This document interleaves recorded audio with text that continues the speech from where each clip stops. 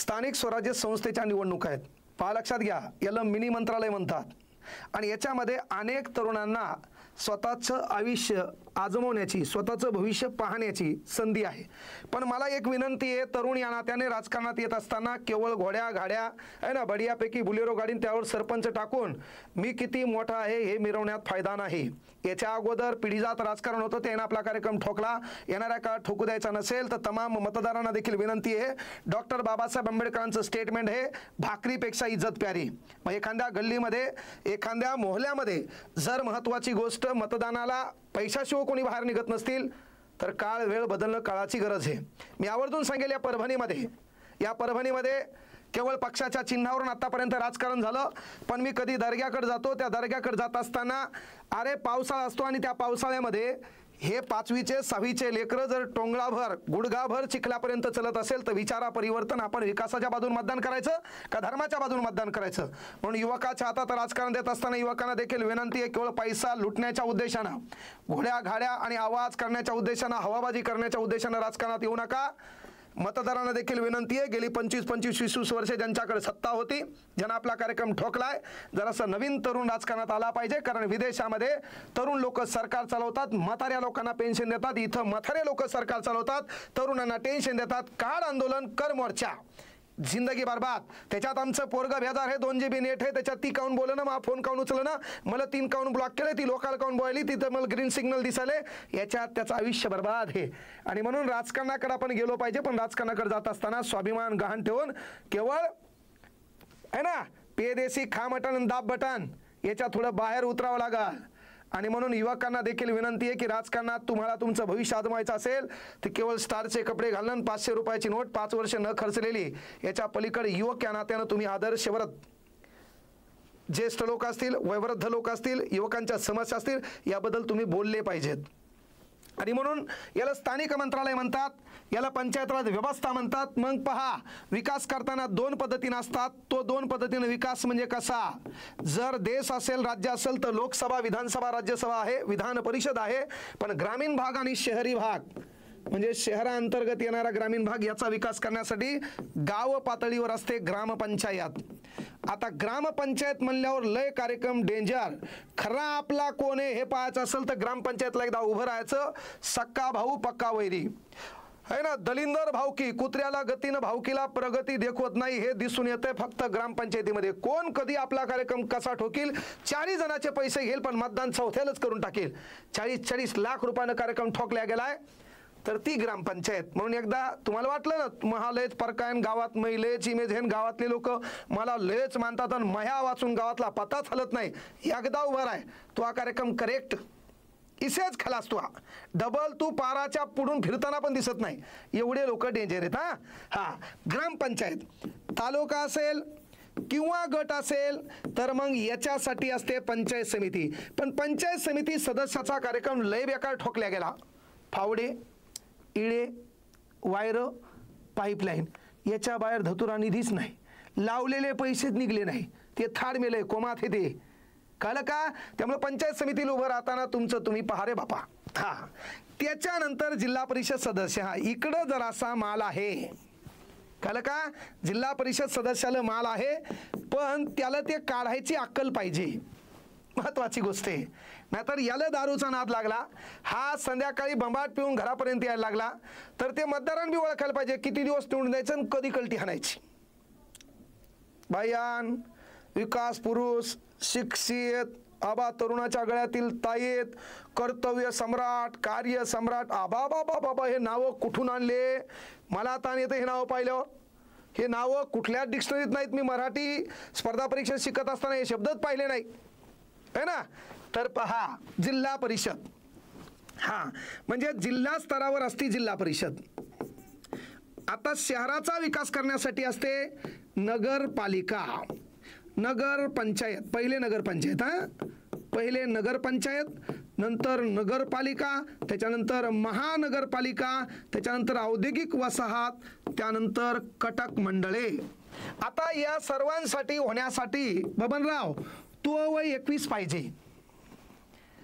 ज्या ठिकाणी तुला निवडणूक लढवायची आहे त्या गावाच्या मतदार यादीमध्ये तुझं नाव पाहिजे. ज्या शहरात तुला नगरपालिकेचा नगरसेवक व्हायचंय, महानगरपालिकेचा नगरसेवक व्हायचंय, त्या शहराच्या मतदार यादीमध्ये तुझं नाव पाहिजे. तू हवं 21 वर्षे पाहिजे. 12 सप्टेंबर वर्ष 2001 पासून तुला 2 पेक्षा अधिक अपत्य नसावेत. तू हे 2-3 ठिकाणी दुकानं नसावेत. आता एका दुकानात 2 आणि तिकडे 1 तू म्हणशील जमल का? तर त्या दुकानदाराला बी नाही आणि तुला बी नाही. मी बोललेल्या गोष्टी ज्याला कळत नाही ते नाबालिक आहे. त्यानंतर 2008 पासून जातीचं जे काही आरक्षण सुटलंय त्याच्याकडे तुझ्या जातीचं वैधता प्रमाणपत्र पाहिजे. 2015 पासून तुझ्याकडे स्वच्छता शौचालय पाहिजे आणि ते वापरतो याचं प्रमाणपत्र पाहिजे. नाही तर तू म्हणशील मला मोकळ्या जागेतच आवडते. नाही, तू शासनाचा थकबाकीदार नाही पाहिजे. तूच आकडे टाकायला, तूच लाईनमॅनला हाताशी धरायला. मोठा साहेब आल्यावर मला सांग, जमणार नाही. तू दिवाळखोर नाही पाहिजे. याच्या अगोदर तुला पैसा आला होता, तो बंबाट पत्त्यावर आकडा क्रमांक 7 मुंबई कल्याण चौफेर है ना, मटका खेळला, जुगार खेळला आणि अख्खा निधी तिकडे घातला, तर तू तसं नाही पाहिजे. त्याच्यानंतर तू मानसिक रोगी नाही पाहिजे. मानसिक रोगी म्हणजे है ना, तुझ्या डोक्यात विचार वेगळाच आहे. रस्त्यानं चालता चालता पोललं कान लावायला आणि मोदी साहेबाला बोलायला, त्याचा अर्थ तू या आठाने हरवलेले आहेत. त्यानंतर महत्त्वपूर्ण गोष्ट, तू शारीरिक विकलांग नाही पाहिजे. तू शारीरिक विकलांग नाही पाहिजे. त्यानंतर तू बंडखोर नाही पाहिजे. मागल्या वर्षी उभा राहिला, निवडून आला, लोकांना मला आता सभामंडप देतो आणि पुन्हा लोक गेले, मला मी बोललोच नाही असा, तसा तू बंडखोर नाही पाहिजे. त्याच्यानंतर 1949 दारूबंदी अधिनियमाचं त्याकडून उल्लंघन झालेलं नाही पाहिजे. त्यानंतर कोर्टामार्फत तू आरोपपात्र सिद्ध झालेला आरोपी नाही पाहिजे. त्याच्यानंतर 1989 अस्पृश्यता अधिनियमाचं तू उल्लंघन केलेलं नाही पाहिजे. त्याच्यानंतर तू चारित्र्य संपन्न पाहिजे. तूच दुपारी कोणाच्या घरात माघारी घुसताना लोकांना दिसलं नाही पाहिजे.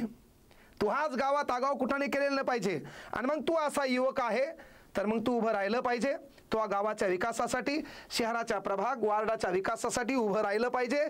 पक्ष कोणताही असो, लोकांनी देखील जात पात धर्म याच्या पलीकडे विकासाच्या बाजूनं उभं राहिलं पाहिजे.